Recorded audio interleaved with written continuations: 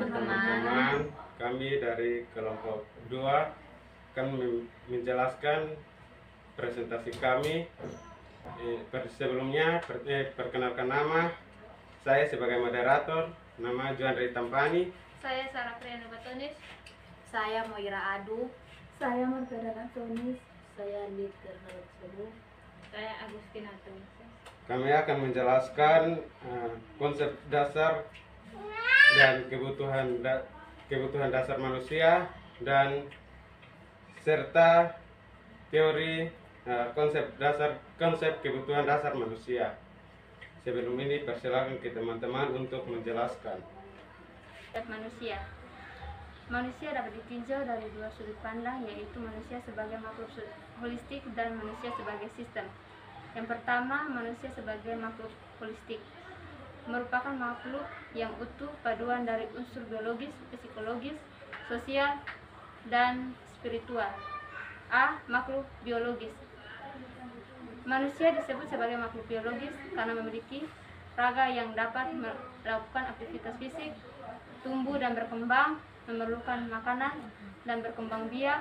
Hakikat manusia sebagai makhluk biologis dapat berakibat atau mengalami kematian. B. Makhluk psikologis. Psikologis adalah salah satu bidang ilmu pengetahuan dan ilmu terapan yang mempelajari tentang perilaku, fungsi mental, dan proses mental manusia melalui prosedur ilmiah. C. Makhluk sosial. Manusia sebagai makhluk sosial adalah makhluk yang berhubungan secara timbal balik dengan manusia lain. Dalam sosiologi, makhluk sosial adalah sebuah konsep ideologi di mana masyarakat atau struktur sosial dipandang sebagai sebuah organisme hidup. B. Makhluk spiritual. Spiritual merupakan kebangkitan atau pencerahan dalam diri untuk mencapai tujuan dan makna dalam hidup serta bagian paling pokok dari masalah kesehatan dan kesejahteraan seseorang. Yang kedua, manusia sebagai sistem. Manusia sebagai sistem terdiri atas sistem adaptif, personal, interpersonal, dan sosial. Sistem adaptif merupakan proses perubahan individu sebagai respon terhadap perubahan lingkungan yang dapat mempengaruhi integritas keutuhan.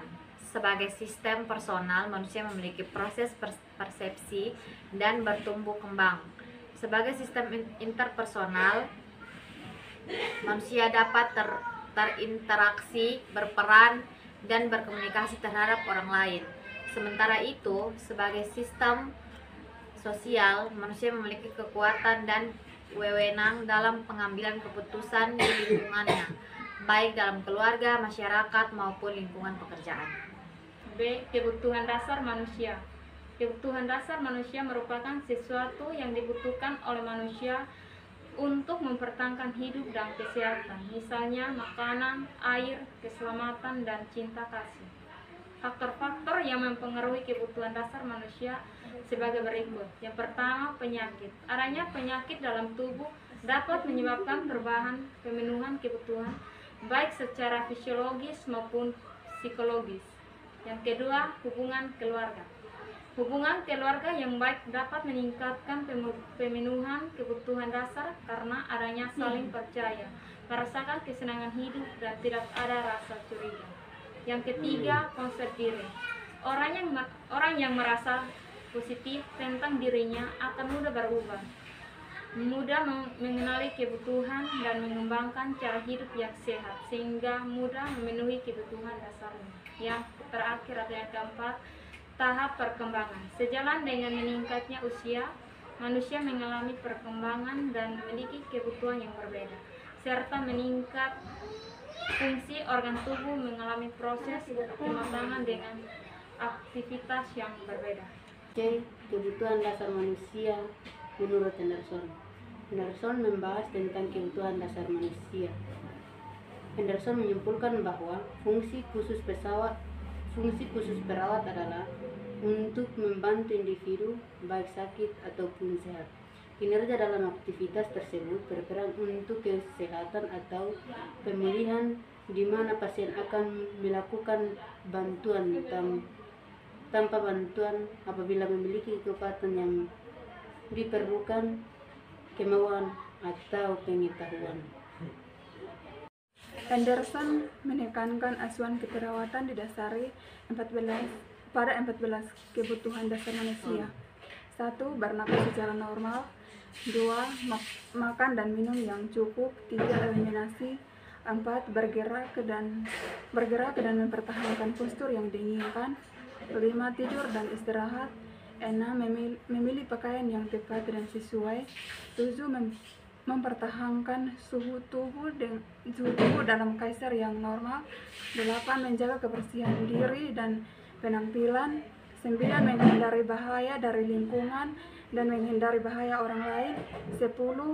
Berkomunikasi dengan orang lain dalam merekreasi emosi